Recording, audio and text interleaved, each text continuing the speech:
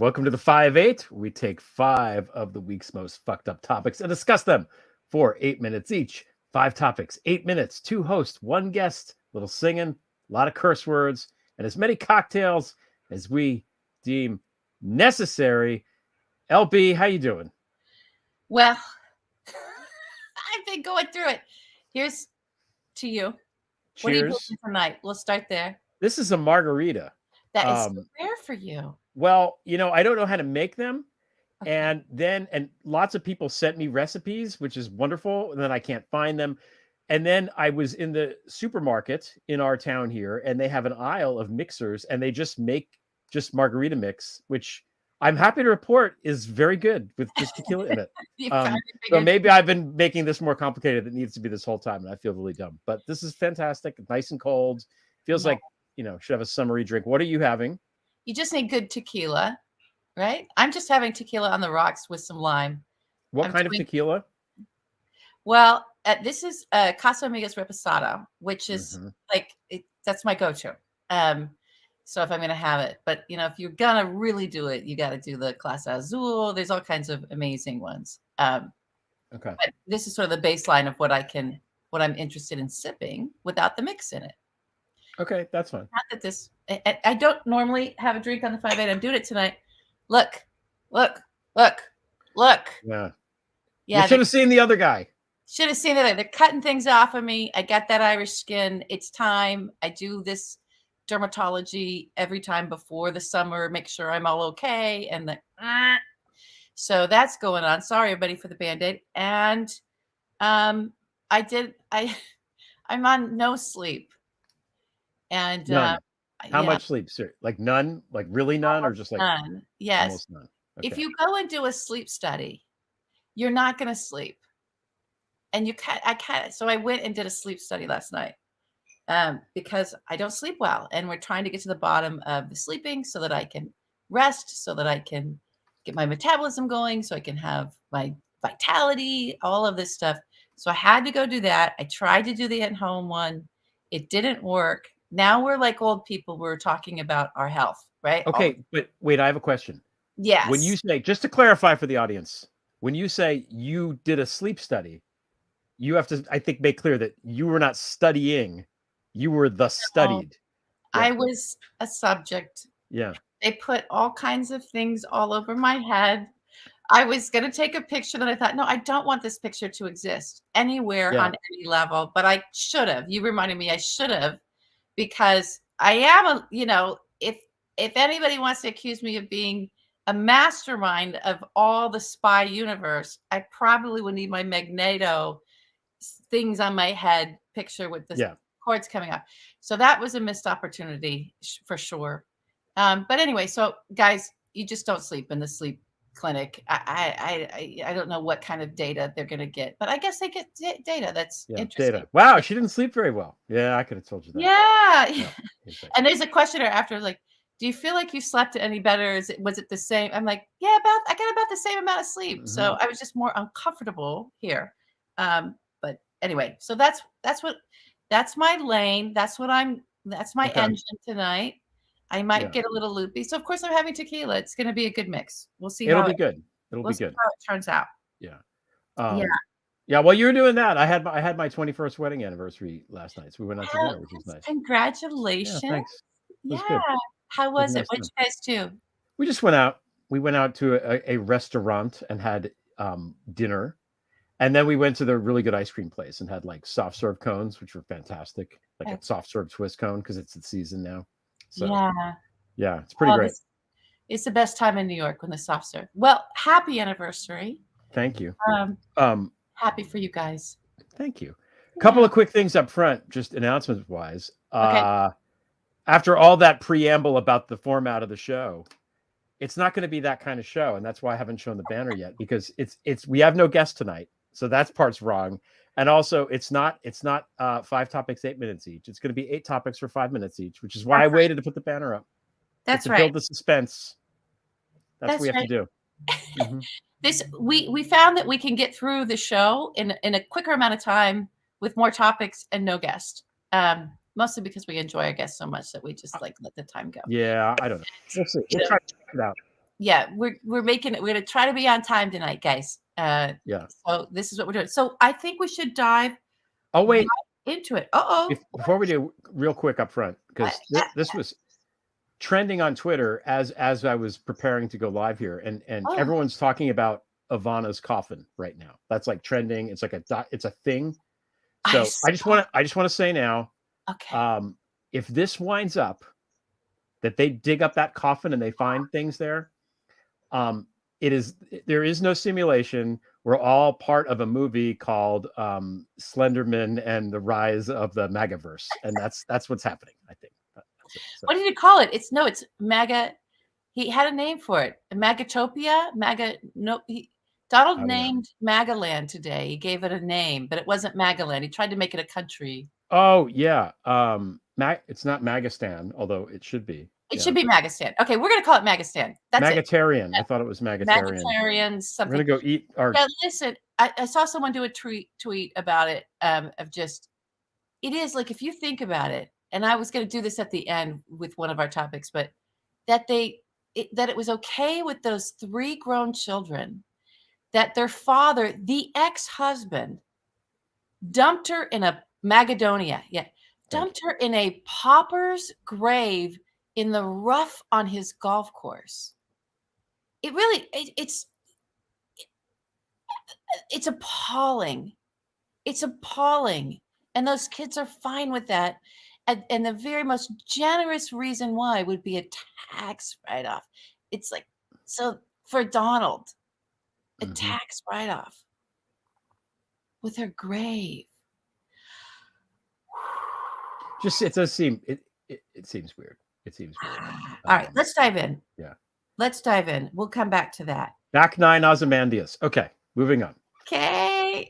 Exactly. Yeah. All right. So we're starting with, let me set the timer. Here we go. 5 minutes. We're starting with Pride. Pride. Yay. Happy Pride, everybody. Happy Pride. I brought it as many colors as I could. I didn't have a rainbow anything, but I was like, oh, I'm getting every color in there. Yeah. So happy Pride. There's a lot to talk about here. I want you to kick off because I had a woman's name I wanted to talk about and I just lost it. So I'm going to try to find this article, but take us into this. What are your thoughts on it? Where we're at in this nation? I think there's a lot of things to think about. I mean, first of all, we have to really give thanks in a sense that we're evolved enough as a society that we have Pride at all as an event, that we're celebrating the LGBTQ community, that it's okay for people to come out, that our government for the most part has, is now supporting it and has drifted towards supporting it in, the last 20 years, certainly. And this is all like really great stuff. And it hasn't happened in any place in a really long time. And it's great. So I think that's the first thing. And I think it's, the courage of people in this community historically to stand up for, what they believe in and being themselves and demanding rights and all that, is something that we should be celebrating. Everybody, whether you're a part of that community or not, it's, you either celebrate it or you admire it. And that's the first thing. It's now to the point where, it's so normalized, which it should be, that all of these stores have, they just sell shit for Pride Month. And we go 5 minutes already. That's not fair. No, that's my ding. Don't worry about that. That's a different thing. Yeah. It's a different thing. Okay. That's a different thing. So we've got these stores and everybody sells this stuff, but Target was the one that was targeted, maybe because their name is Target. And they thought, what would be a good target? Maybe Target. So, what's happening with these MAGA people, these whatever you want to call them, they're fucking fascist Nazi assholes is what they are. Okay. This is economic terrorism in a sense, where they target a business and then they all go ape shit about it. And it really, all the stores do this. They pick one and they go in there and they're such dicks about it that they make the store change its policy, which is the absolute wrong thing to do if you're that corporation. Right. Don't negotiate with terrorists. But it serves to remind us that we're not out of the woods with this stuff yet. And any right that is given, as the Supreme Court taught us, can easily be taken away. And it's incumbent upon us, especially us as allies, to be vocal and fight for this cause. And we have to make sure that everybody knows this is not a Pride Month for just one community. It's for everybody. and it's in the sense that we allies support it, and we're not going to tolerate people not supporting it. That's it. That's what That's I have it. to say. Well, yeah, and I think also we need to be active in more ways. Yeah. And one of the ways I wanted to draw everyone's attention to a woman named Sharon Slater. There's a lot that's been written about her recently, and there are others. There's a whole slew of these folks. She's with Family Watch International. This is the evangelical group, amongst others, that WIT has been going over to Uganda. Some of them as early as in terms of being the reporting 2010. There was a huge article in the New York Times about this. These are the folks that have been going over to Uganda and getting the uh, laws passed over there, or inspiring the laws to be passed over there, where they can homosexuality is considered a massive crime, even to the point to where the death penalty is being doled out for Ugandans who are LGBTQ. So just, I think we got to put a big spotlight on their names. I want to pay attention to any lawyers that are attached to these groups that are in there sort of saying, oh no, we're protecting the rights of these groups, while they're going internationally, both in this country and abroad, and stripping the rights from others, to the point that we have massive human rights violations now happening in this country and abroad. So Sharon Slater, we've got a lot of researchers in here. We've got a lot of folks who go on Twitter. Sharon Slater, look her up. Okay, do your thing. Bring daylight. Bring these people into the light, not so they can just work in their little things of saying, no, we're going to cure gay, or we've got to, the disease of it. And when you start researching these groups, especially specifically around the groups that have been and the individuals going to Uganda, you're going to see that the language that's being used now, the very coordinated, weaponized semantics, the propaganda that the right, that Ron DeSantis, that all of these fuckers are using, right, to terrorize our gay community, our friends, our family, our neighbors, our citizens, American citizens, right, and strip them of their rights and terrorize them and push them out of states, this whole thing. They've been doing this. We know they've been doing it. People have been on that bandwagon for a long time, but they've been coordinated. They've had lawyers protecting them. They've been taking actions, crafting bills for other and laws for other countries. This is horrible, just horrendous. I was just watching somebody say, they're talking about 666 people. Yes. Okay. In the comments.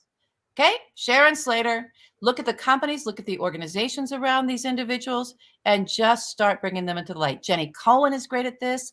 Our girl Gal Suburban is great at this.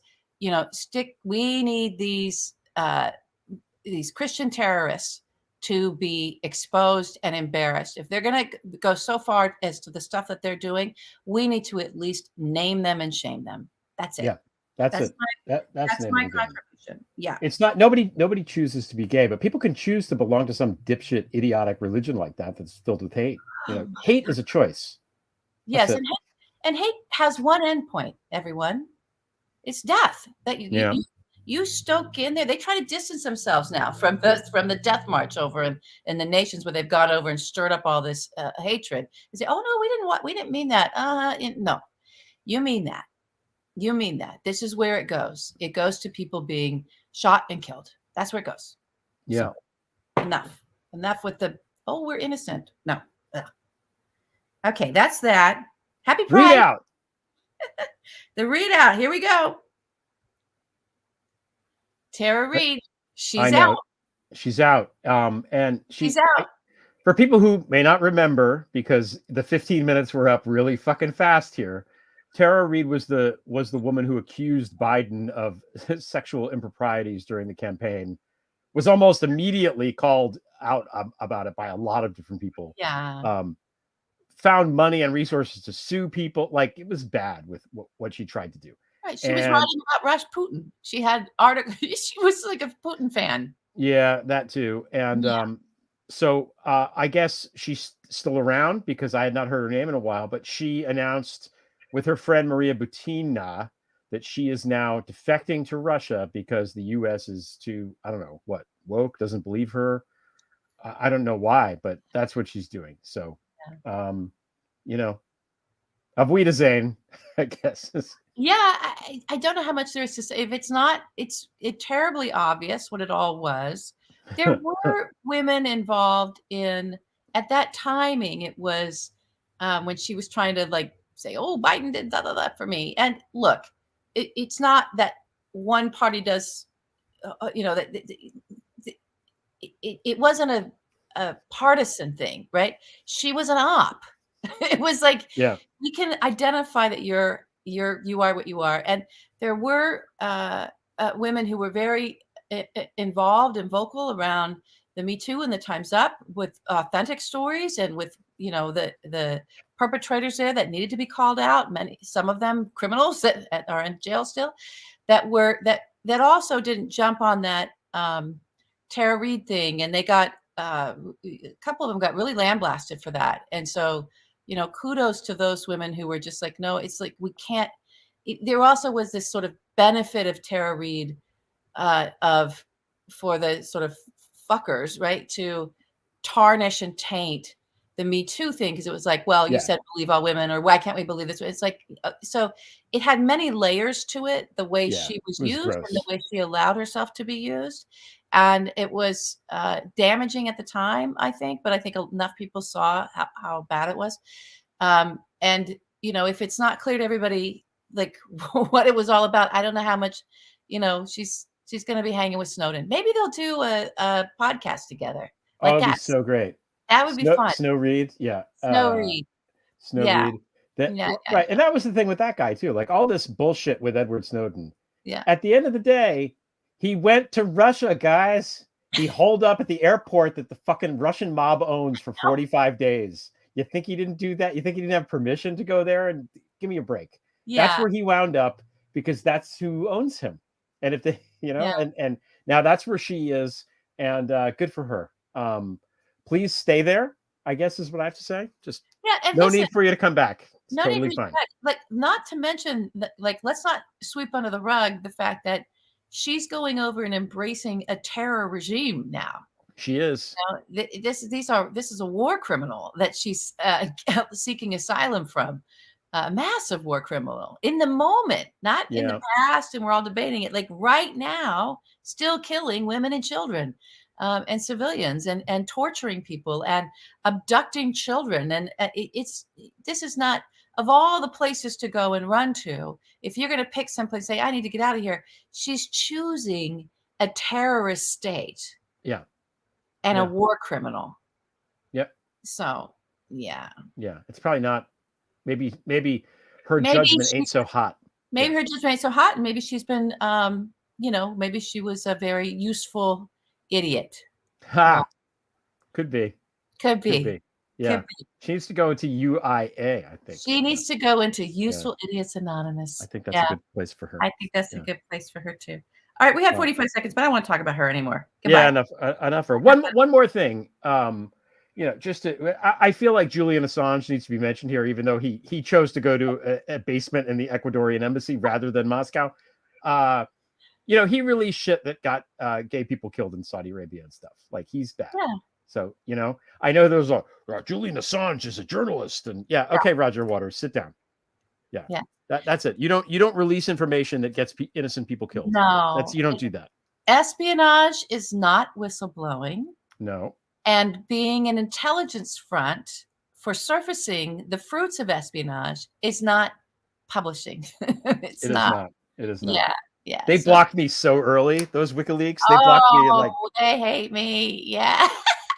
That was a real badge of honor for me. I'm like, wow, look at you. No other journalist would dare block me. That's a good one. Okay, here we go. All right. Number 3. Yeah. Document. All right. Where to even begin with this? You want to start? Well, I think, like, look.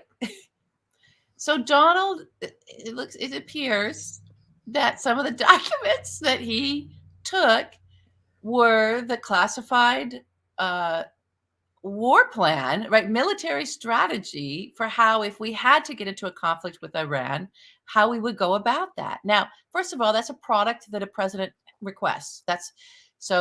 He might have even requested that so that he could pass it off and let his buddies that he built the little, he laundered for the Iranian Revolutionary Guard with that Trump-backed coup, Ivanka's little project there. This is not up for debate, guys. He did develop with that regime a real estate project. Shout out Adam Davidson. Shout out to Adam Davidson for that. We've known that since what, 2017? Yeah. 2016, 2017. And the Trump organization admitted to it. So perhaps he was taking that material so that he could give it to his buddies and let them know, okay, this is how we would do it.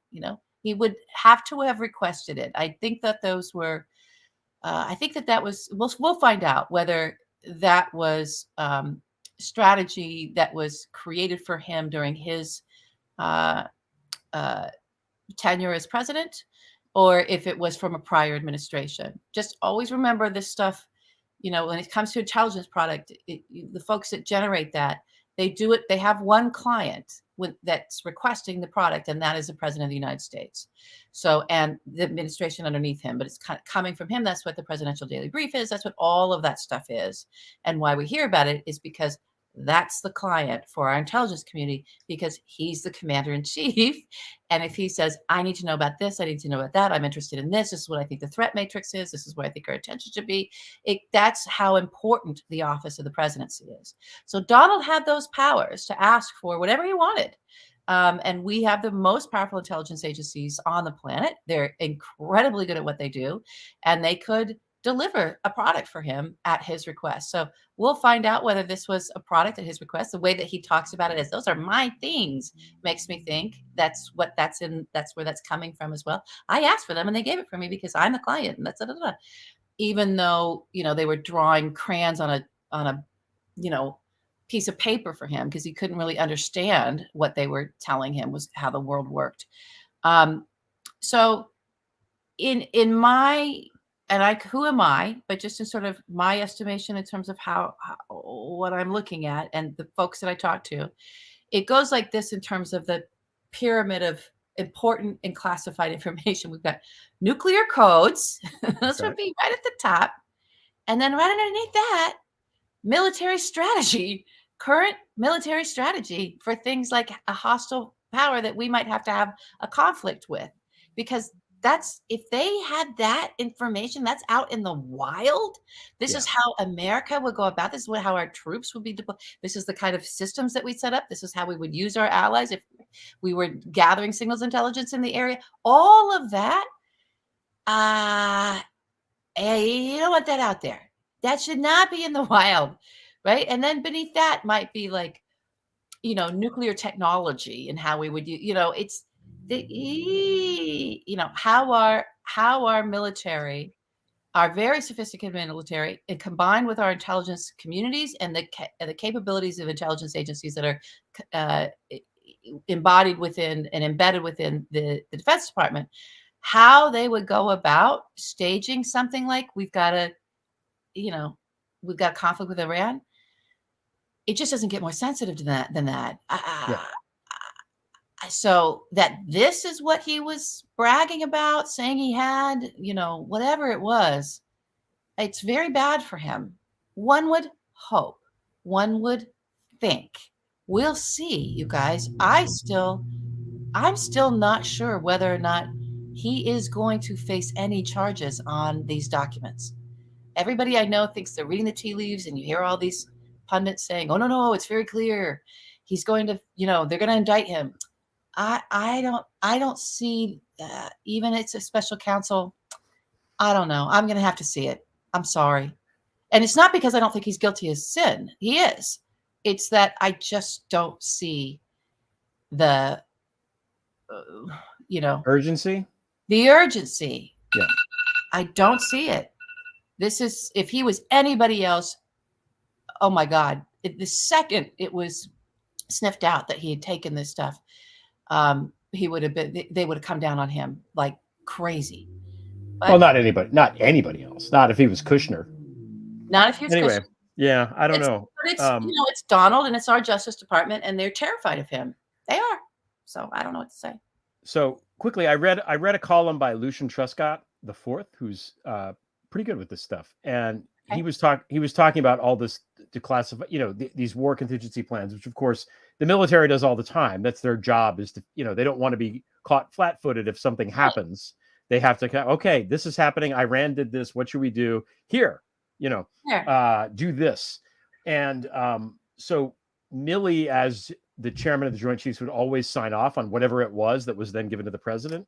So it doesn't necessarily mean that he authored it as much as he signed off on it. So, but still, to your point, this is like our fucking military strategy. Like, his primary job as president is to protect us.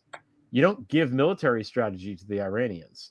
On the other hand, we may be living in a simulation, and this is just season 2 of The Diplomat. I'm not sure. We'll see how it goes.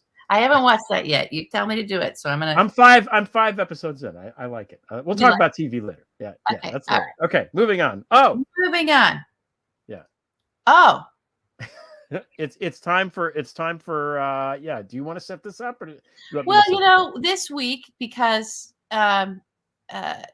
all of that was going on with both of us, and how much we had put into the last few weeks. I said to Greg, I'm like, this Chris Christie thing, that he's jumping into the race. I seem to remember something. So we're creating a new little category of media here called The Vault. Go ahead and play that. Oh, okay. I thought you were reaching for it. That's it. No. Okay. I didn't. You're reaching for something else. That's no. Okay. I explained it in there. That's it. This is this. Okay.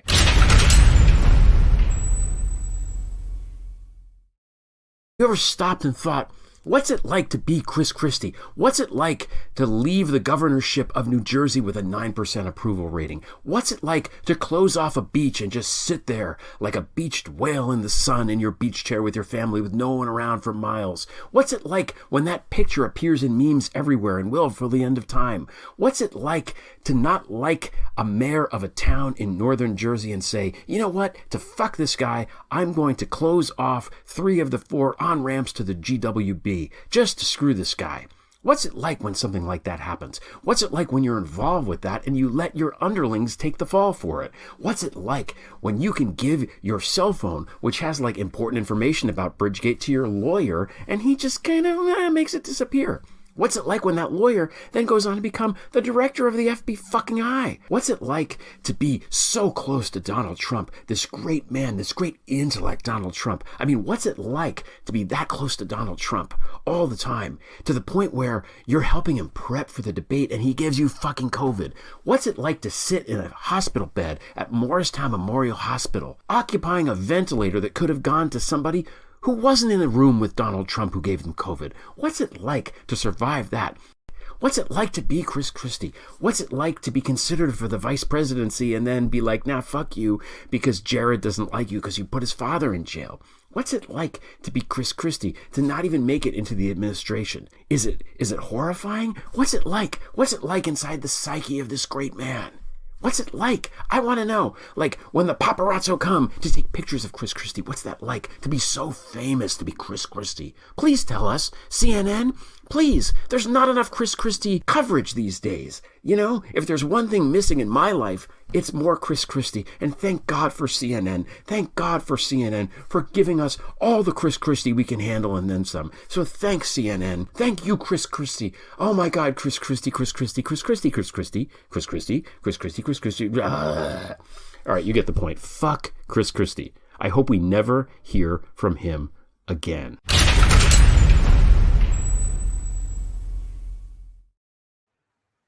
Okay. Shout out Kenai Williams at MSW Media, who put that together like whenever that was. I totally forgot that existed. So thank you. I know. I was like, I loved it so much. It was my favorite because you were like, I'm like, oh. I went all being John Malkovich at the end there. And by the way, I just rambled on that. I did not even anticipate. I could tell that you did it, but it's but in the best way. Like I was like, oh, he is just riffing this. Okay, so that's that. That's how that's as much time as we're gonna give Chris Christie, right? That's it. Who? Yeah, exactly. I had forgotten, by the way, that Trump gave him COVID. I mean, that's just, somebody needs to bring that up if he's in a debate. Somebody needs to just be like, Hey, Trump gave you COVID. Sit down. Yeah. You know? Well, he does have that stinky diaper. I mean, that's all the reporting around it. And we know that Giuliani's farts gave Jenna Ellis COVID. So it's probably with some kind of, it's not good. Yeah. These people can't bring their bathroom with them inside their suits. So you're gonna get something. All right. I was seeing in the just while we were, as soon as that went off, I saw someone say Chris Licht is out at CNN in the comments. Really? I'm not sure he's out. There's that, I'm looking for it. He did cede some executive control over because there's sort of diminishing confidence. Listen, I'm going to take some credit for some of this, like pointing out that it was this rape joke, because that went, that he set up a rape set. That went viral. Just the idea of this. But there is this reporting in that I didn't see in Business Insider. This is pretty recent. CNN removed the words sexual abuse from a chyron ahead of Trump town hall. And that was in the Atlantic report. Yeah. The Atlantic report is apparently pretty. I have not read it yet. I haven't read it either. Yeah. He was found liable for sexual battery and assault. Yeah. Trump, not Chris Licht. Not Chris. Yeah. Just to be clear. Chris Licht had nothing to do with sexual assault other than promoting the guy that did it. That's all. And thinking it was funny. Let's all have a good time with this. This is funny. Mm-hmm. Make sure the audience is there to laugh at it. Stack the bleachers. Okay. It's very upsetting. All right, here we go. What's the next topic? Sandbag. Oh yeah. All right, hit it. Is timer on? Timer's on. The timer's on. Okay. Hey, Biden tripped over a sandbag, which is what happens when people trip on fucking sandbags when they're just on the ground where they shouldn't be. Thanks, Secret Service. And everybody on the Republican side is tripping over themselves. Oh, he's so old. Da, da, da. Like no one's ever tripped before. And before he was tripping on the bag, he was fucking pantsing Kevin McCarthy in those negotiations, which nobody thought would even work. And they did. And Biden was resolute about, no, we're not going to do the 14th Amendment stuff. We're not going to do the coin. We're going to ignore shit that Greg is telling me to do. No, I'm just going to do this the old school way and have it be bipartisan the way it's supposed to be. And he fucking did it. And it worked. Despite, the Matt Gaetz crew of MAGA, and despite the AOC crew of the fucking Democrats deciding that whatever their fucking principles were more important than the entire global economy cratering, right? So he did it. So he called the bluff. He called the bluff. It worked. So congratulations to our president, Mr. Joe Biden. Yeah. Yeah. Maybe he just tripped over the jobs report because it was pretty big. That was pretty big too. That was pretty big. Lots of big things in Biden land. That's what pisses these MAGAs off. They're so small, the MAGAs. They're so small. Yeah. Well, they're in Magistan. So in Magistan, you don't really get the correct information. I don't have much more to say about this other than it brought out it just brings out all the same critters. It just So if you don't have them all blocked on Twitter, just get in there and block them, or whatever social media app you're on. That's what I do. That's how I use these moments to increase my block list. That's the thing to do. Yeah. I wanted to talk about this though, because sandbag is literally, if Biden falls and something happens to him, that's the only way that they have any chance of winning the next time, I believe. I think that the election is going to be about Biden's health, which clearly he's fine, because if he ain't senile, if he just did what he did, right? That's the first thing. And he didn't break a hip. So I would have broken a hip, and I'm 30 years younger, 20 years younger. So, and he, they're going to make it about his health, and they're going to make it about Kamala.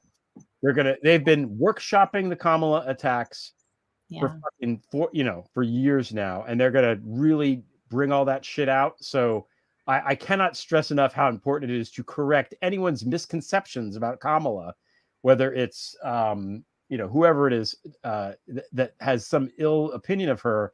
Looking at you, Mom. Whoever it is, they need to be corrected about the record and what she's capable of, because that's all the Republicans are going to be talking about. And the clown car of candidates that Mike Pence is trying to be president, and I don't even know who's the other one that declared this week. Tim Scott might be who? Chris Christie. Well, Christie. Yeah. It's a joke. It's a poo-poo platter of actual poo-poo is what it is. It is. And look, if Trump is the nominee, Biden will beat him. And if Trump is not the nominee, Trump will run as a third party and Biden will beat him. That's what's going to happen. Unless something happens to Biden. So put him in bubble wrap, light candles for him, and move the fucking sandbags, Secret Service. Yeah, Secret Service. We're continually disappointed in you. It's time to get your shit together. How about that? Yeah. All right. And stay loud. I think we're coming out with a theme for this episode of like, everybody just stay loud. We'll do our little job every Friday saying, talk about this, talk about that, talk about it this way, frame it that way, and just stay loud. Call these people out or ignore them. So that's another, don't give the trolls a specific individual attention. Spotlight the people who are trying to do things in the dark. And somehow we'll find our way. We'll figure out how to make more noise than them. Because there's more of us. There's still more of us. Yep. The numbers are still on our side. All right. That's that. 1 second. Bing, bing. Nice. We nailed it. We nailed that one. All right. Next topic. What do we have here? Let's put the X in Paxton. Okay. Get rid of this guy. He's really awful. I mean, he's so slitheringly corrupt. He's almost like a Harry Potter creature at this point. Like I wouldn't be surprised if he just transformed into some caco demon and slithered away forever. Like he's really bad. Yeah, he's not a supervillain like Elon Musk. That's a supervillain. Yeah. He is, I think you're right. He's some kind of chimera creature from a nightmarish children's book, right? Yes. That's what he is. So we're talking about Paxton, the AG of Texas, who's been under indictment since 2015. You talked about him last week. Yeah. I made the comment of, there's something going on. Yep. There's something else going on here. There was no reason to keep this guy. There's all you have to do. You don't even have to throw a rock. You can throw a piece of open tissue and it will hit any number of white male, hardcore Trumper, ready to do any kind of level of corruption in order to grab for power, political operatives in Texas. It's most of the state. Now we know there's 2.5 million people and votes. So more people, because there's always more people than votes, that aren't that actually did vote for Biden, or at least were in Democratic strongholds within Texas, because Texas used to be very blue decades ago. It's been hardcore. It just went from blue to hardcore red, and it's never given up. And it looks like a good part of that is due to a lot of corruption with state officials and how they've not just gerrymandered the state, but Ken Paxton it. Is Ken, right? Or Paxton it. Yep. Throwing out 2.5 million votes. He admitted to this. Right. Well, I have here's the story on that. Okay. Thank you, Caleb. Okay. Republicans only care now because he screwed with them and stole money from them that didn't belong to him. It's about money. Yeah. Well, that makes sense. They don't like to pay for things that they shouldn't pay for. Okay. Right. So what now? But why did they keep him in there when it was this bad? Yeah, it's an open question. So several things happened this week with Paxton. I love this story. I love that it's a story, as you can tell. First of all, he did get impeached, and now they've named 2 very fancy and old Texas lawyers to preside over this impeachment. One of them is this guy named Hardin, who always represented the sports figures that were in any sort of trouble. Like I'm like, I know who that guy is from the sports page. I think it was like Roger Clemens' lawyer like 30 years ago when whatever wow. that was. Okay. So he's doing it. It's very like fancy. Okay. They're taking this very seriously. Ken Paxton's wife is a state senator and will be casting a vote, yay or nay on him, which is Oh my interesting. God. I mean, either way, it's good TV, right? But then he went on Steve Bannon's podcast. Steve Bannon, who was convicted, but we're not going to ever send him to jail because, why? Why would we do that? Why would someone convicted of a crime that carries jail time go to jail, LB? Why would we? Why Well, would we if he ever doesn't think that want that would to, happen? apparently we don't do anything about that. Well, So, I guess because his podcast is so good. yeah. Mm. Who knew you could just say, yeah, no, I'm not doing that. So Yeah, no, Paxton Tina. Paxton went on a podcast and he said, and this is kind of the thing, Harris County, which is where Houston is, Houston, Texas, sent out or wanted to send out applications for mail-in ballots in 2020 for the election. Not Okay. mail-in ballots, applications for mail-in ballots, so that if you were home and you wanted one, you could send this thing back. That's what they wanted to do. There are 2.4 million people living in Harris County, Texas. Paxton, as Attorney General, sued and blocked this from happening because his thinking was, fuck it, a plague is not a good enough reason to merit these mail-in ballots. People got to go to the polls. Texas, by the way, has the worst record. There was a study by, I forget what university it was. This is from a Newsweek article, by the way, that I read. The worst, it's harder to vote in Texas than any other state in the entire union. So that's what happened. Paxton on the show is spewing bullshit. I'm going to read this. I have to go to this screen. He says to Steve Bannon, quote, if we'd lost Harris County, Trump won by 620,000 votes. In Texas, Harris County mail-in ballots that they wanted to send out were 2.5 million. Those were all illegal, and we were able to stop every one of them. Had we not done that, we would have been in the same situation. We would have been on election day. I was watching on election night, and I knew when I saw it was happening in these other states, that would have been Texas. We would have been in the same boat. We would have been one of those battleground states that were counting votes in Harris County for 3 days, and Donald Trump would have lost the election. Texas. Whoa, in Texas. Well, he did lose the election, but he would have lost. Yeah. Texas would have gone. Trump lost the election. Texas would have gone blue. It would have been for Texas to go blue would have been an earthquake to the GOP, and it would have put. It just would have. So he thwarted that. Also, there was a governor race going on then. This is again why I keep saying something's going on between Greg Abbott and Paxton, and something is happening there. Absolutely. And the other guy too, Dan Patrick. But again, he did not throw votes out. There were no votes that were sent out. It was applications for mail-in ballots. Applications. Okay. So when he's saying this on Bannon, part of it is him being blustery and trying to be like, he's basically going on there and saying, hi, Donald Trump, I helped you. Hi, Donald Trump, I'm under federal indictment. Please give me a pardon and think about that. Look at what I did for you in Texas. That's how I read it. Okay. That's probably a pretty accurate read. That sounds good to me. That's my reading. Did the buzzer buzz? Are we done with this asshole? We're done with this asshole. Yay. Goodbye. Okay. Goodbye. All right. What's next? Brain chips. Oh, which one? I see. It's like so. Now I know. Remind me, because you were at the sleep clinic, and I know what they did when you were at the sleep clinic. The FDA approved this. Be honest with the audience, LB. You let them put a Neuralink Elon Musk brain chip in your brain. Yeah? Well, how else could I control all of China, all of America for China, Israel, the Kremlin, and Harvey Weinstein? There's no other way I could control everything for my benefactors unless I have a Neuralink. I didn't. So they approved this. The FDA approved this. I'm a little in shock for it. Did I make you giggle? The whole thing is ridiculous. I know. Because it's like this, okay? Tesla, explode. SpaceX, explode. Neuralink in my fucking brain?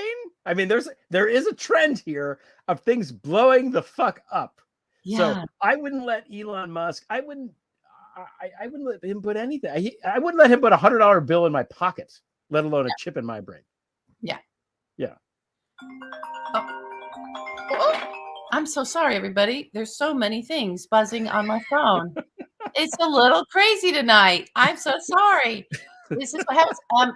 Yeah, I have this sort of thing where it's look, you know, writers are pretty good at screenwriters, make fun of us, make fun of Hollywood, whatever. Novelists, right? We're sci-fi fantasy. We're pretty good in creatively kind of seeing where things can go. We look at stuff that's happening, we imagine an outcome, and we put characters in it, and we create a whole scenario. We've been pretty on point and pretty good with a lot of projections. There was even a point where there was that movie about, okay, they're just going to keep blowing up the World Trade Center and like this is da-da-da, and to the point to where, and it wasn't because there was a crazy international spy agencies running Hollywood. It's just like a writer came up with this thing, could kind of see it, to the point to where the National Security Agency after 9/11 was like, wow, okay, maybe we need to have more creative minds in here to sort of predict and see how things are going to go, and literally hired the guy who was the head of Imagineering at the time to come and help them. It didn't work out. It wasn't a good cultural fit, but even the most introverted, right, like folks that work for our government recognize, yeah, maybe writers can kind of see stuff and imagine stuff. I don't know. Somebody's going to have to help me figure out where it is in any writing where it works out okay to put a chip in your brain. Where does that work out okay? How does that not lead to something apocalyptic, to some kind of fall of humanity, to something horrendous, some kind of massive takeover? Please, somebody point to me where this is a good thing. I just. It was our planet. Yeah. Yeah. I don't trust this at all. But I mean, I'm interested in why the FDA thought that they could go ahead and approve it. Look, I'm not gonna lie. This shit's coming down the pike, and maybe we're in a situation where it's just we're all Luddites and we're afraid of the new technology, and in a way that certain Bedouin tribes didn't like cameras, right, when they were first there, and maybe it's like that kind of thing, and it would be cool to have a thing in my brain where I could just go like this and suddenly understand a foreign language. If I was in Tokyo and I could just click something in my brain, I could read all the signs. That would be really cool and useful. And I could see how that maybe is something coming down the pike. Elon Musk is not going to do that. He's not going to do that. He's going to Elizabeth Holmes this shit. And he's a bullshitter of the highest order. Yeah. And just because he has a fancy accent doesn't make the bullshit any less bullshitty. I know a South African accent is really good for like covering up the bullshit, but let me tell you, bullshit is bullshit. No matter what side of the equator you're on. Yeah. I don't know about this Neuralink. I'm sorry. The whole thing. It does feel very Elizabeth Holmes. It does feel like a scam. So maybe it'll turn into like this thing where it's just some big bullshitty scam. Probably. Okay. It's time for announcements. Oh my God, we made it to announcements. We made it to announcements. I'm still awake. Let me have I knew you'd be fine. Like I want everybody to know, like half an hour before you were like, oh, I'm so tired. I don't know how I can even talk. I'm like, you'll be fine. No, and you are. Look at you. You're in the moment. You're like a basketball player that's just going to go out on the bum ankle and score 20 points. That's what you're going to do. That's a nice compliment from you. You're a gamer, you're a trooper. That's nice. Yeah, thank you. It's true. You're going to bring it. Yeah. All right, everybody. I'm here. All right. What are our announcements? What are our announcements? Okay. First of all, our friend Zarina Zabriskie, there's a film about Ukraine. John Sweeney made. She was participated in it, and for the life of me, I can't remember the title. That's coming. I'll put it in my Prevail on Sunday and boost it so everybody can find out about that. I know there's a premiere in Los Angeles, I believe, later in June, not far. I think it's on the 14th, I want to say. So yeah. And I think that she's doing it, and I believe Heidi Kuda is also involved with that premiere. Yeah, that's going to be, if you're in LA, I think that'll be really fun night out. I wish I was there for that. I would go. And I think there's also one in San Francisco. So that's, there's that. And I just want to boost my old podcast, My Prevail. I had Rachel Slade on today. It was a lot of fun. Yes, it's actually great pod today. I was able to because I couldn't quite, I'm listening. So I'm trying to catch up on sleep and not getting there. So Rachel Slade we got to have her on. She's just so fantastic. And I love her. She's great. Yeah. Just big fan of everything she does. And I love the whole message of that sort of we've got to make things again. And I think we're starting to make things again. Doing that means we also have to protect labor. Here we are. I haven't given many strike updates, you guys. It's just this tremendous amount going on, and there's not anything to update. We're still on strike. But just please support us. Go to the WJ website. There's all kinds of places where you can keep supporting the writers. People are getting cool and creative. There's writers on bikes now, and they're going from one studio to the next. And so everyone's out there still doing it, still strong, keeping our intent of keeping our union together, not letting this union get broken. It's not going to be. There's stuff coming down the pipeline of, we've got 2 other unions now that are facing their contract negotiations coming up. There's been every indication of support from them, especially SAG, has been very vocal. SAG leadership has come out very vocally and said, no, we are, we just come first. Our contracts up first, the writers, but writers are also the ones that are we know we're because we're where we are in the development process, even on a project by project basis. Writers start work and maybe 7 years later, an actor gets involved. So we're early bird on everything. Everything starts with a page, and our contracts come up first, and we see the writing on the wall before anybody else. And we're like, holy shit, we've got to get our arms around this, and we've got to fight. And it's something, I think we've brought this up before, and Greg, you've pointed this out before, that, these are issues that everyone's going to be facing as a worker. And where there's a union, where we have this sort of mass division of wealth between what the executives take and what the workers are the meager amounts we're able to get. So wonderful. We've had a great jobs report. Wonderful that unemployment is down at a record 50, 60-year low and staying there. All of that is wonderful. We need the wages to come up. We still have to be able to afford to live here. And, and for us, for writers, the way our schedule works and the way we get, especially for television, I'm not necessarily a TV writer, but I've written in some TV, but especially for TV writers, the way the whole industry is evolving now to only have 8 episodes a year that you're writing on. Think about that, you guys, where you used to have 30, right? It used to, it's not like you're paid more per episode. They're just giving you less episodes to earn on, it's less work. Feels like it's the same amount of work because you get taken out of the marketplace. You can't compete. You can't go work on, multiple shows half the time. So all of this stuff, all of this focus on labor, focus on the worker, focus on the unions where we have unions. I feel like this is a big, big thing for the upcoming elections as well. I think every politician that is calling themselves a progressive politician needs to put that front and center. We need better pay. We need security in our jobs. We need these things, industry by industry sector. We just need it. So thanks for supporting us. Keep supporting us.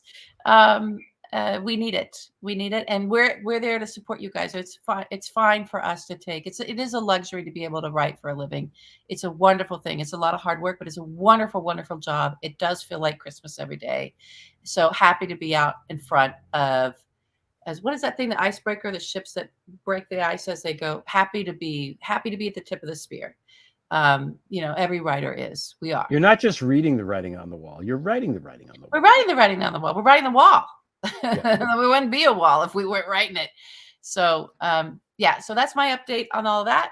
Yay still on strike. Good. Yeah, obviously big up the union, I say. Yeah. Yeah.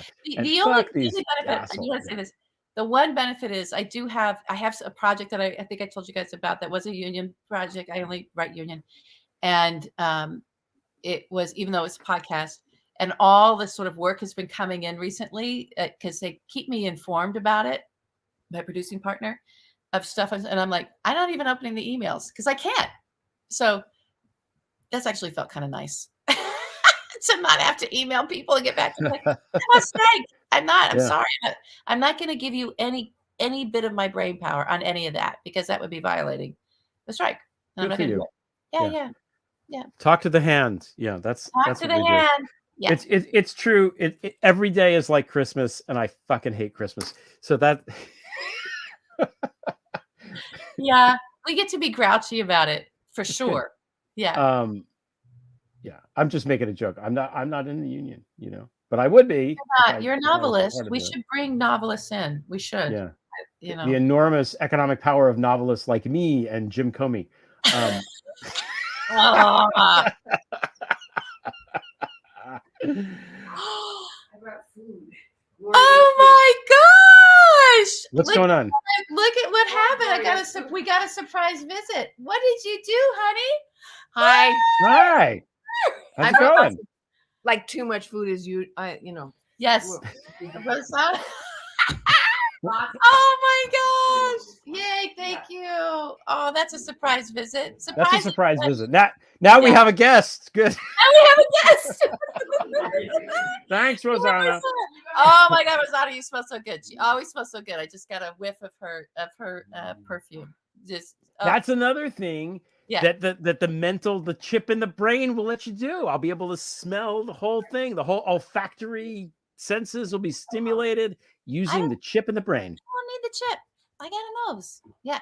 You've got a chip. They gave it to you at there's no sleep clinic. That sounds made up to me. Sleep clinic. Okay. Yeah. Sleep clinic.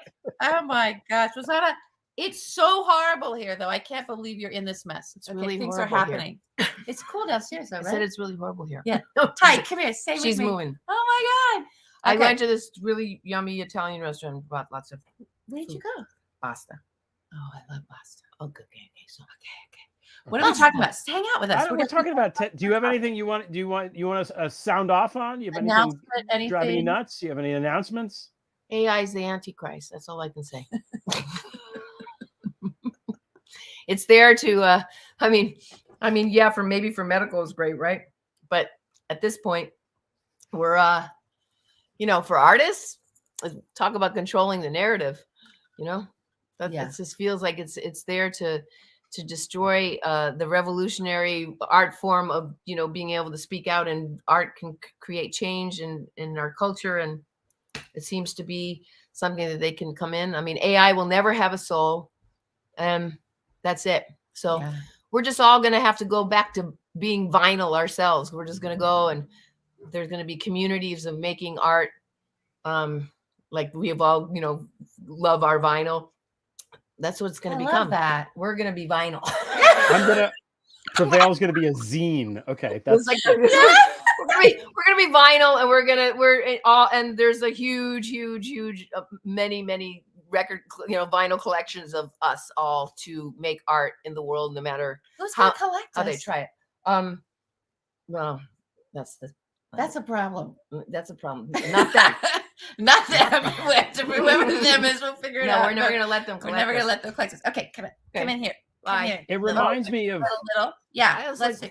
I look gross here. No, you look fine. Okay. You look fine. God. You want? I don't know where the ottoman is. Like, where's the ottoman? Oh, tequila. Oh, good. I put orange in it, but you can have some. But I brought a lot of fucking food. All right, okay, we're gonna get through this. Was gonna be here. No, I don't know. Wasn't she coming? She's coming this weekend. Oh, yeah. I thought it was today. No, but she's on here. She's coming up. Food. Yeah, but I didn't pay tonight. Said, I was like, the one thing I could use. You're like, what can I do? Bring it. Okay, but this is good. I thought it was tonight. Okay, we're gonna have to. Am I confused? Anyway, we're gonna have to call her. She's gonna What's have to happening? All right, tell her to come here because there's a lot of food here. Okay, tell her. Party at LB's house. Clearly, party at my house. Party at my house. All right, we're gonna set the timer. We're on a 5 minute instead of 8 minutes, so it goes fast. All right, here we go. Let's get into this. The lasso It's the way. lasso way. Quickly, I want to talk about the AI thing and art for 1 second, which is there's like this perfection aspect to it that's really boring. I think like I don't like the AI renderings of people that are now like on Twitter and the avatars, and it's just like it takes it removes all the imperfections. There was this great documentary movie years ago called Beautiful Losers, and there was an artist in there that they focused on, and she died a long time ago. She died young, but part of her whole like kind of philosophy was that the imperfections are what make the art. She made all these signs. That was part of her thing, and she painted them by hand, but they were all like, when you got close to them, you could see that there were slight imperfections in them. And that was what made them so great. I feel like that's the thing that's going to be missing in AI. Of course, AI will figure this out and create imperfections, but it's interesting to chart like, art and perfection in terms of representation. I'm talking about visual art now. Yeah. Like, there was a time when you were a painter and you're able to really render a perfect, flawless representation of a person. That was considered whatever. Now that's not as important. It's more of a, yes, you can do that, but what do you do with that power? Well, it's also like, it's not, look, it's a tool for artists to use. So hopefully if an artist is using it, I think you can kind of see the difference. I've seen some of the things. Hopefully that'll be that. It'll be maybe just a tool, but I don't want to lose the point of view of somebody else. I don't want something that's just without a point of view. So, especially in the visual arts. So, and especially in the written, also in written, it's like, okay, you can put the things in and train it, maybe a personality or something, but there's still not a point of view unless an individual, an artist, a creative is using it as a tool to express their point of view.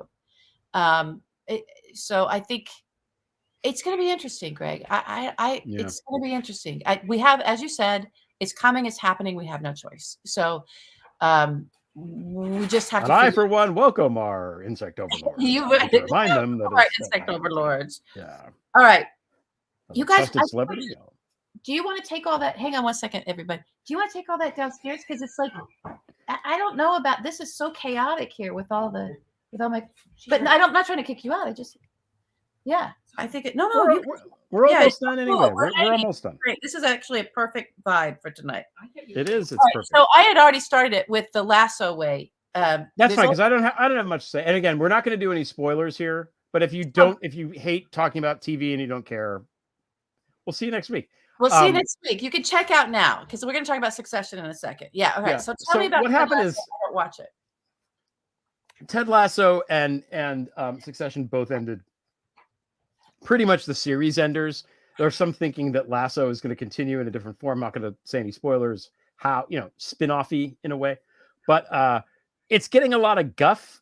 Ted Lasso is this season because of, people are like, oh, it's sappy, and they're making the episodes a little bit longer, and they're going into these directions. And I just wanted to say, I really enjoyed it. I thought it was great. And there's a misconception, that all art has to be like dour and sad and tragic, and it does not. And in fact, it's way more difficult, I think, to write a happy song than a sad song. And creating something that brings joy is really fucking hard to do. And it always gets downplayed artistically, like, oh, well, that's just a blah, blah, blah, blah.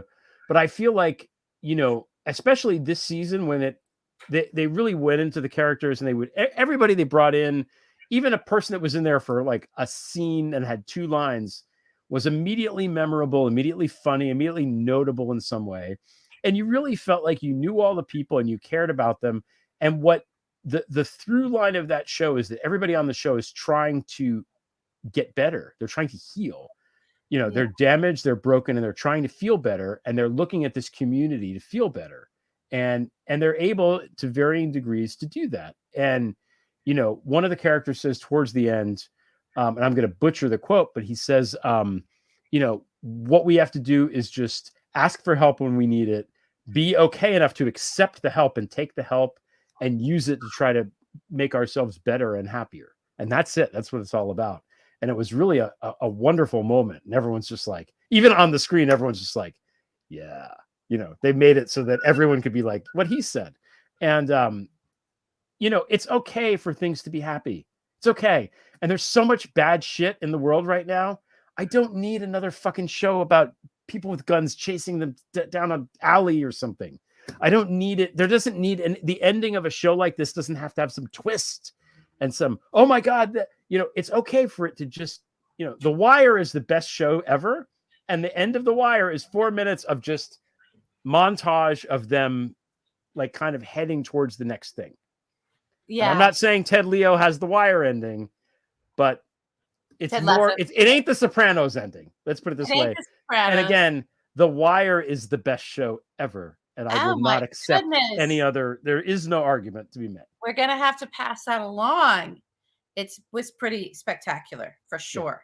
Yeah. Okay. Right, well, I like that. And I feel like our community is kind of tapping in on those themes of like, let's just sort of find a space where we can be there for each other because we need that because it's necessary. It's just necessary. And you have to take care of it. You have to nurture your community, yourself and your community. And there's nothing wrong with that. No. Okay. I don't know if I'll start watching Ted Lasso, but that you're the closest person to get me. You don't have to. It's not. And again, I'm not recommending. I'm just saying it wasn't for what it is. It's really, really fucking good. It's really well made, especially this season. I think this was the best season. So how many were there? 4? 3, I think. I think 3. This was the okay, third. Short-lived. Everything's getting short-lived now.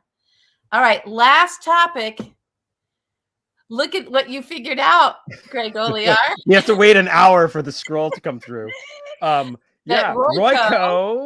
If you add an H and an N, it's Roy Cohn. All right, Succession. Listen, you guys have been on the Succession ride with Greg and I. We always talk about it. We talk about the cliffhangers and season endings. This is what we do. Yeah. Boy, I have so many thoughts about it. Today, I told you this earlier. It was, the TV's on in the background. I'm writing. My house is chaos. And I thought I was on, it was on a chat. I said, Succession. I'll just have that in the background because I know how it goes. It helps me. And it was the Spanish language. I didn't notice it. And they were, it was the voiceover dubbing. And these artists that are being the voices of the characters in Spanish, the Spanish speaking artists, are incredible. I highly enjoyed it. And it was a little different, but all the core of it was still there. I don't speak Spanish. I had even the thing on the screen. It wasn't translating, but the Spanish words on the screen, because some of it I can kind of understand when I see it, not necessarily when I hear it. And I don't know. I recommend it. It was spectacular. That whole ending scene. In the version that I did understand, language-wise, I do think, I know you're like The Wire is the best show ever. I might have to. I have to put this one up there with it. It might be a duel. Oh, it might be a full-on duel. Yeah. The fact that it never lost sight of, it was very clear Jesse Armstrong knew where he was going. He knew what the end. He knew who was going to walk away with all this. He knew what he was writing. He wrote those siblings so purely. They could not get out of their sibling rivalry. They couldn't get out of the dynamic of one another, because in their family, their father and themselves had replaced and collapsed love with power. And you do that, you're trapped. So that's why they weren't serious people, because they were set up to never be serious people. They couldn't get out. And so that fact that it came down to, even though they had that beautiful sibling moment where you could see them as children for the first time, and how they must have been in their house, when they were at their mom's on the island. I don't even know where that was, Jamaica or somewhere. And then they come back and they're back in the power. They're back in their father, out of the mother, back in the father, back in the power structure. And everybody literally ended up exactly where, from the first scene of the first episode, they were destined to end up. That is so hard to pull off. I'm in awe of the writing. I'm in awe of the production quality. I am in awe of these actors and their performances. I can't say enough about that series. I'm blown away by it. I'm totally blown away by it. And, and that Kieran Culkin, that his character is the one that broke my heart. Of all the characters, that his character is the one that just breaks your heart over and over and over again. What is a masterstroke. It's just masterful. So I loved it. I loved it. Yeah, Yeah. I'm not gonna. It broke Jerry's heart too. It did. It did You break could Jerry's see her heart. on the screen. She just good. Yeah, little J. Smith Cameron. Love her. Follows me One on of my Twitter. favorite followers. I know. Shout out. In hindsight, I don't even want to say it because I don't want to spoil, but people know by now, right? Yeah. Yeah, they've checked out. If they haven't, go ahead. All right. Yeah. No. I feel like there's a scene early on this season where Carl is talking about how Tom is never going to get the job. Carl is he's the guy from Burn After Reading, and he's like, yeah, you're this, and the only guy that really liked you is dead, and blah, blah, blah, blah. That's what they would say, the people that wouldn't want you. The minute that he said that monologue, we should have known, that was a clue. That was a tell, I think. Because it was like, yeah, these are all the odds stacked against you, and that's how it goes. And yeah, well, at the end of the day, Logan couldn't pick the siblings, and neither could the siblings. Well, Logan was never going to pick the siblings. No, and the siblings are incapable. So, but he was never. Those men take it with them. They take it with them, And when he came to a point to where it was never going to be them. That was just the dynamic, the power collapsed with love dynamic in the family, and he benefited off of those kids tearing each other apart all the time because he got to then not be held accountable for not being a great dad because they're at each other's throats, right? He didn't have to spend his time on them. He got them to go at each other in order to try to get his love. This is why, honestly, my husband he couldn't watch a lot of this because he has that dynamic in a part of his family, and he's like, he would constantly say to me, turn to me, he goes, like down to the French wife, like it is like, are you sure this isn't based? I'm like, no, this is how they all are. This is it. This is how Lear was. This is why it's for centuries. This is what happens, right? But these kind of guys, and even I love seeing Alexander Skarsgård's character. You finally saw him roar. And when did he go? Ah! When he could tell he was going to lose his power. When his power was actually threatened, then he was ready to rip people's heads off. And you saw, oh, he does care about this. Because the rest of the time he was just like, yeah, I don't really care about this. I don't know. I'm just a troll, blah, blah, blah. And then, but it was like, as soon as he might have lost a little bit of power, or that power structure was threatened for him, he wasn't going to be on top. Boy, heads were rolling. So that's how these megalomaniacs are. That's how they are. They just consume, right? It's all about them. And if it can't be all about them, if they're going to die or whatever, then it's about nobody. That's why Roman, that great line is like, we're nothing. We're nothing. Because they never were anything. Not to their dad. Not in that scenario. It was never going to be any of them. And the only person it's going to be is the person who is the most servile. Yeah. The one who gets it, that it's never about me. It's always about the bigger ego. Yep. It's always about the power, and you just serve the power. Yeah. You don't get to have it. There's a colorful way they phrase it in the show that we won't talk about here. This is a family show. We're not going to say what they. We're not going to say it. Yeah. So I thought it was fantastic. Okay. That's Succession. Those are my thoughts on it. Any other thoughts on it? Yeah, a couple things. Okay, Skarsgård was on the show. Hi. So one of the great things is that Skarsgård, I mean, we've all seen True Blood. He's Eric. Skarsgård will always be Eric from True Blood in my brain. Yeah, okay. He's a sexy fucking guy. They managed to make him very unsexy. He is not, he's just on the show. Like his character is gross. Yeah, he's so good. He's good at everything he does, but he really ramped that up. I want to say, I said this on the pod, I'm going to say it again. My wife pointed this out. Caroline on Succession, the actress who plays her, that's the mother of Kendall and Shiv and Roman, is also the mother of Rebecca on Ted Lasso. So there is this really Is her small. name Caroline too? Roy? No, Harriet. Harriet. No, that's the actress's name. I forget what her name is on Ted Lasso. I don't think it's the same Right. name, but it's the same act. And I didn't even realize she's so good. I just, bad mom in both places, different kind of bad mom. So, and the last thing is, I mean, with your contention that the season lulled after Logan died. There were some episodes that I was bored, I have to say. And Succession is aspiring to be an A+ show, and it is. It is one of the shows. It definitely is. It's in the pantheon for sure. There's too much lull for me. It didn't quite. Okay, well, there's only one episode where I'm going to give you that lull. As you know, we disagreed on this. You were, yeah. All right, but I hear you. It was all a setup, though. Remember, I kept saying they're setting something up, and what it was the spine of the whole thing was that marriage. Yeah, all the way back to the first season. Yeah, because it's the only characters we see outside of the fucking boardroom, which is a problem a little bit. Yeah, I mean, it's fine. It's Shakespearean. It is very Shakespearean.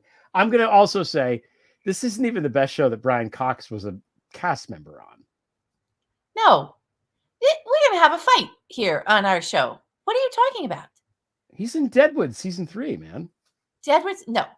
Succession far outrights dead. Okay, this is our fight. We're fighting now. I'm mostly saying that to see if I can get a rise out of you, but I haven't thought this through. But no, Deadwood is in the pantheon. It is. Sorry, it is. All right. It absolutely is. It's Shakespearean, and there's more Westworld in there too.